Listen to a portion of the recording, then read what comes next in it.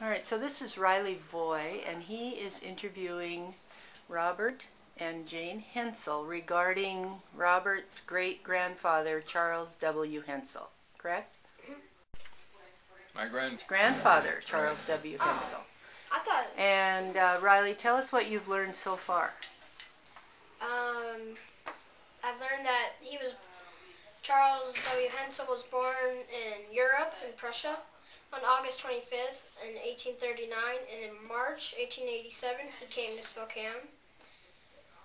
In October 10th, he moved to Douglas County in 1850. And it's correct that you found a mistake in one of the books that you were reading. What was that about? It says that he was in Germany for 22 years before coming to America, and it's only supposed to be 16 years when he came to America. Okay. Be there later. So you three can just keep talking, and I'll just take some little video clips, okay? Okay. And Riley, if you need to take a minute to write something, go right ahead. Okay. All right. Riley, I don't know if you know the road that goes north out of Waterville, and then it goes out there to that old schoolhouse that's been torn down. You don't even know that. By Farmer? No. You're directly north out of Waterville. Okay. Then you're out there about 6 miles, and you make a right turn for a half a mile, and then you go north again. To Withrow? And the second bunch of trees out there are the trees on the home place that Charles William Hensel homesteaded. And he planted all those trees with his eldest son, who was homesteaded that first bunch of trees, and the oldest son's name was George Hensel, and he and George would take a wagon in the spring up to Badger Mountain and dig up little seedling evergreen trees, and that's how all those trees got planted. Oh, okay. And a little sidebar to that isn't so apparent anymore, but the big evergreen trees around the courthouse, C.W. and George Hensel planted the same way. Okay. Yeah. That's cool, isn't it? Yeah. How much land were they able to homestead in the beginning? 160 acres is the home ranch, and we have a copy of the patent from the United States government showing that he patented that. Now with President McKinley's signature on it. Yeah. Another thing we have that he was very proud of was his naturalization papers. And what does naturalization mean? Do you need to know that? Yeah. Most likely. All right, naturalization, he was a German, really from Prussia. And he wasn't a citizen of the United States like you and I are. Oh, yeah. He had to get his citizenship? Had to get his citizenship. And we have that too. Photocopy of his citizenship papers. And the thing that interests both of us so much about that, we see that he came to the United States in, when was it? 1856. He didn't become a naturalized citizen until 1896. And another thing about that fascinates both of us, it meant enough to him that he had it framed, and we found it among the old stuff in the basement of the law office, this framed citizenship paper. So it must have meant a lot to him. So he could homestead, he could farm, he could become a lawyer before he was a citizen? He never became a lawyer. Oh, he didn't. Oh, okay. No. So in 1856 he came here? Yeah. In 1887 he came to Douglas County. But he came to the United States in 1856, and it was 30 or 40 years, 40 years later that he became a citizen. So you see, he wasn't a young man by the time he became a citizen. What would that be? He was in his 50s then. Is that right? Yeah. Right. So he was a farmer by then. Oh, yeah. And he had homesteaded land and everything by then. Yes. Not as a citizen. when we think of all the citizenship problems today. Right. Yeah. Now we meant to bring a picture. We had it out at the car of the old homestead out there. And are there any Polson kids left in school? No. Yeah, Poston? Polson's. Polson, the No. youngest one is Max, Max. and he's homeschooled, honey, and he goes to He's in Running college, Start. I think, maybe. Well, or I the don't know. Polson family has lived on our ranch out there since 1960. 60. Anything that you could fax us, he could use for part of his collage that he has to make. Oh yeah. Copies of, maybe. Yes. That possible? Can you make photocopies through glass? I don't know. I don't know. We Right. can try. I just hate to take those frames apart. That's right. But we'll do our best on that. I'll take them to a professional. What if I just borrowed them for 2 days? We have other things here that we're loaning to you. Excellent. Okay. Right. On, His oldest son planted trees around his house from Badger Mountain. Uh-huh. And in 1896, he became a citizenship. Right. Right. And in 1856, He came to the United States. Then they went to Wisconsin. And the reason they went to Wisconsin is, Family. yeah, there was other family there. yeah, I got right here. They came to the United States in 1850. Settlement was made in Wisconsin, where the father labored in cleaning the land and lived until his decrease in 1865. his deceased. Decease. Did he die then? The The grandfather, the original father, must have stayed and died. In We Wisconsin. visited their grave We did. Okay, Okay. thank you. We did. in In Fond du Lac. Fond du Lac, Wisconsin. We found the grave of. Actually, one of your distant cousins took us to the cemetery. Yeah. Right. 1905, $1 gold piece from the Columbia Exposition, Let's show that to him. which that's $1. That was $1 then. It's worth more than that today, considering the price of gold. Very neat. That's gold. Thank That's you. cool. 70. And your great-grandfather Buell was deputy prosecutor a lot of that time. Oh, I didn't know that. Yeah, well, I figured you didn't know that, and I thought you needed to know that. That's Okay, that's good information. He was a great So guy. He was. you got to uphold the law whether you want to or not. It's your grandpa.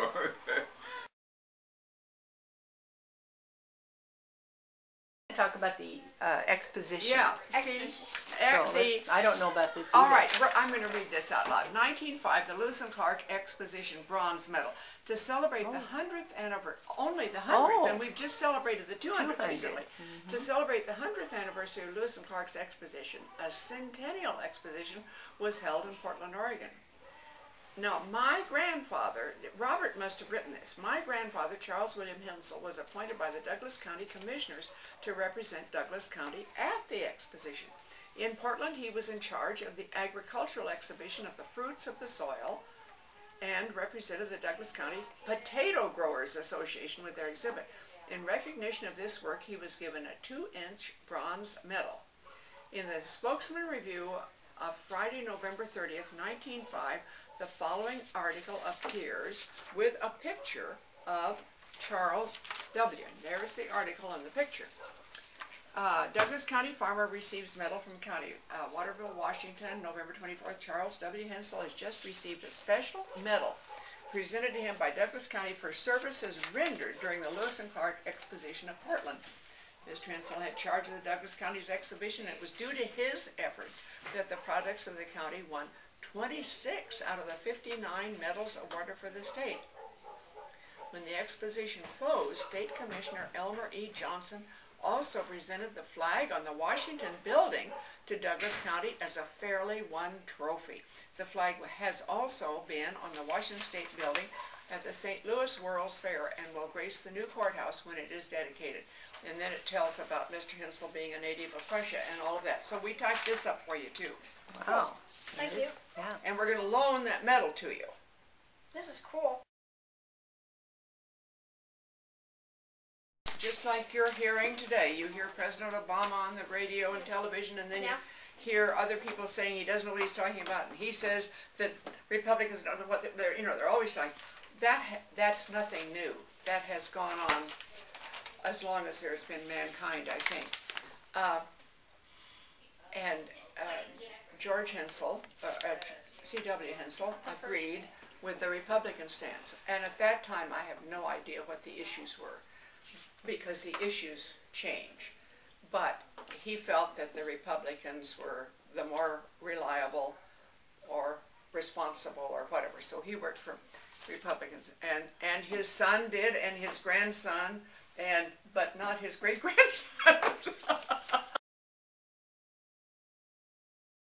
Like, I have all the names of Mr.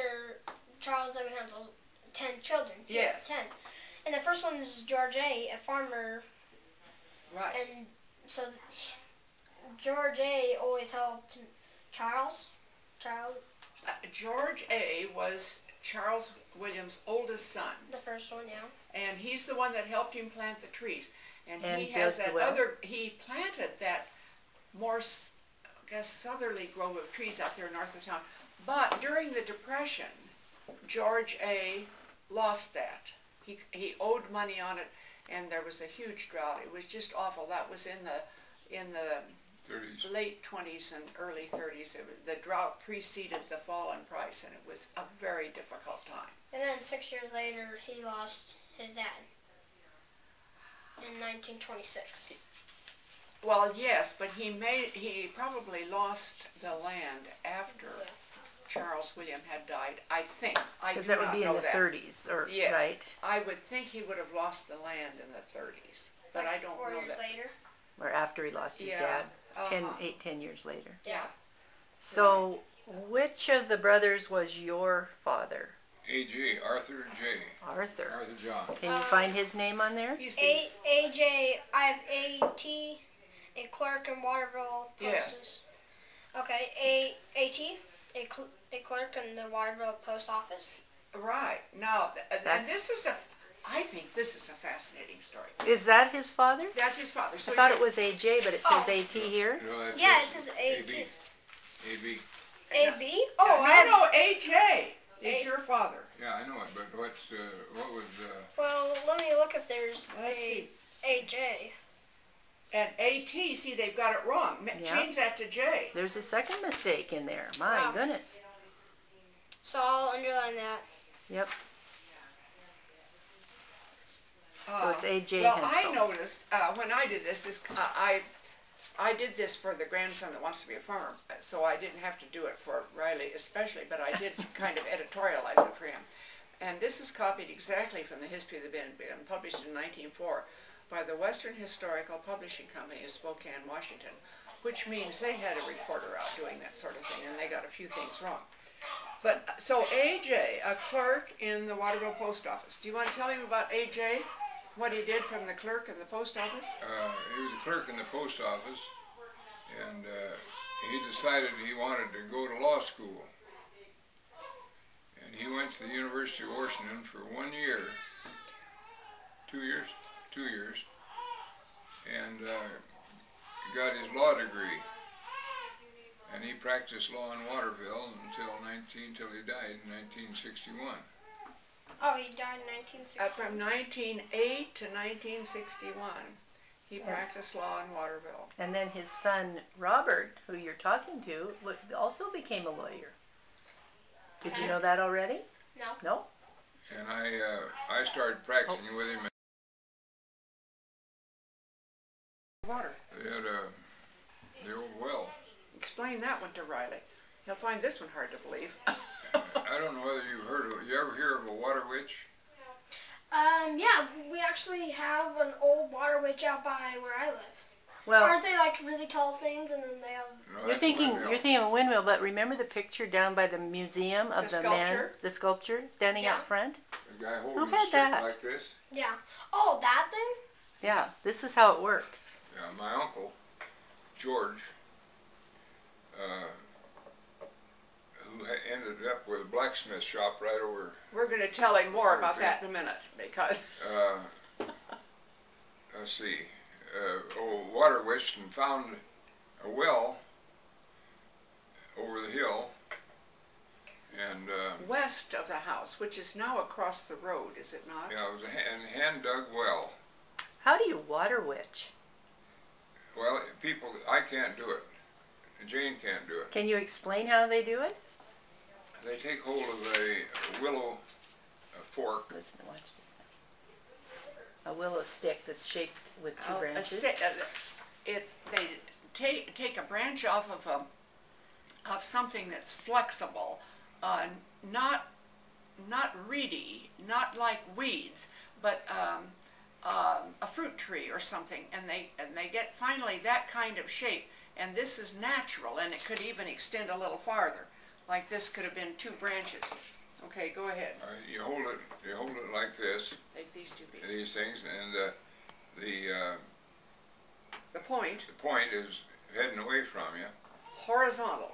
Yeah, and as you go along, when you get over a vein of water underneath the ground that you can't see, that will suddenly go down, and you can't hold it. Now this sounds branch hocus all by pocus. Yep, the branch and all I by thought itself. it was hocus pocus, but I have seen it work too many times. All right, and so he water witched this well down there, which was used for, and then they piped it with a windmill. They piped it up to the house,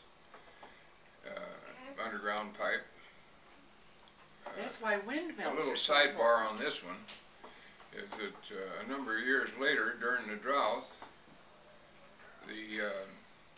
after Grandpa was gone, the well went dry. Oh. And so Dad got George out there again, and Uncle George, and he says, well, either when I witched it the first time, I missed the vein by a little bit, a few feet, or it's changed its course.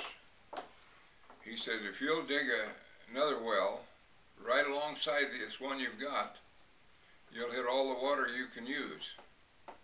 Okay. So a fellow by the name of Bill Lemming dug that well for Dad. When he got down to the right depth, it was only 30 feet, I think, something like that. He hit the water, lots of it, and instead of moving the windmill from where it was, he took a steel bar or pipe or something and poked a hole through the dirt to get into the other well. And so the producing well is right here, and right next to it Is the dried up well. is the dried up well that's full of water now. And it's been used ever since. That's cool. The highway, and she's the second house in. That's the house that George Hensel built. Oh, cool. Yeah, I thought you'd like that. And that red barn in the back is the old blacksmith shop that Oh, that's cool. Yeah. he built, I guess, Yeah, too, isn't and that fun? used. Isn't that something? Yeah, it ties it all together for you. Yeah. Brown grass, alfalfa, cattle, and some of the best Poland China hogs in the country. Just imagine that, and see, nobody raises Poland hogs now. On your notes, that he planted the trees around the house, Mhm. and And they came from Badger Mountain. yeah, but he also planted them around the courthouse. Okay. You know the courthouse is that building right across from Yeah. our classroom? Mm-hmm. So now we know how old those trees are. And this picture we have, it showed how self-sufficient the farms were. It's a picture that when I got it, it was on a piece of glass. In those days they didn't have print paper they could put photographs on. All the photographs were taken and displayed on a piece of glass. So I had that done, and my sister, from that had these pictures printed and colored, hand tinted. You got a red barn, green alfalfa, and but here's the horses is what you had to work with. All the plowing and no tractors in, and you had a dairy barn, cow barn, for the milk and the calves, and then eat the meat in the winter. And here was an alfalfa field that the picture is taken from. You could look over this alfalfa field heading straight west, and then you see the farmyard, which is now bare. They use it to move machinery and whatnot. Was all planted with an orchard. So they had their pigs and the smokehouse. They smoked all their own bacon and hams, and they had all the fruit and they canned fruit like mad. And they had these pine trees growing in the background. But the alfalfa was for the livestock. What else, Mick? Oh, the big garden. Big garden. Where they had their potatoes and all the various carrots and squash and probably there was a root cellar there somewhere to store. There was a root cellar. Now, you know what a root cellar is? Yeah, we have one. Do you? Oh, good for you. Yeah, it's a really old one. Yeah. Well, they were all old. Yeah. This one's really nice. Do Anyway, you use yours? My grandma does and stuff. She uses it for like the pops and. Is that Shirley? Yeah. Really? Yeah. That's wonderful. Right. His grandma Shirley uses the root cellar there. Good. Anyway, it showed that you raised the feed for the livestock, and all the fields that were wheat, they had what they called a hay strip. Okay. You ever hear of a hay strip? Yeah, I think my grandpa has one. Maybe. Well, they don't use them anymore. A hay strip was the combine you had, or header, that you cut. Yeah. Made you drive over this first 16, 18 feet of wheat. So, and they needed that hay for the livestock. So, every field had the 20 feet mowed. Around the perimeter, Robert? Around the perimeter, mowed. And then they mowed the wheat before it was ripe because it made better hay. And then you shocked the wheat. It was bundled with a binder. And then you'd shock it like this to shed the rain in case it got rained on before you got it picked up. And then the heads are always up so it drained down. And then they got the hay picked up. And then the combine could come around in this strip and not knock any wheat down. Okay. Yeah. But that was for a purpose, for the livestock you had for the winter. Yeah.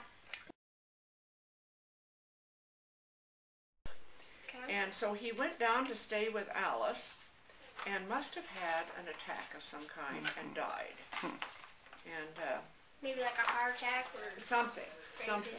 But how old was he by then? 26, and he'd been born, 1939. he was 86 years old or so. Yeah. That's really old for back then. I'll wrap it up.